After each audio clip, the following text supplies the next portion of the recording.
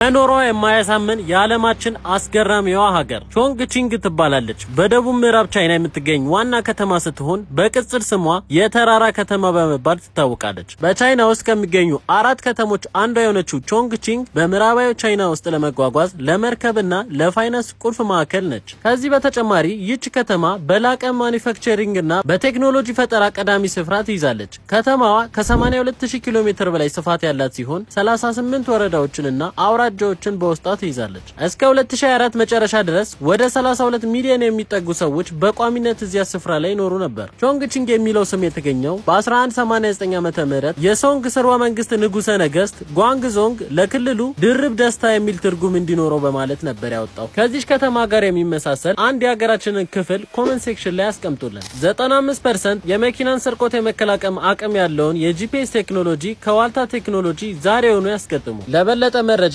ከታች ባለው ስልክ ቁጥር ይደውሉልን። እንደዚህ አይነት መረጃዎች እንዲደርሳችሁ የፕላስ ምልክቱን በመጫን ቤተሰብ ይሁኑ።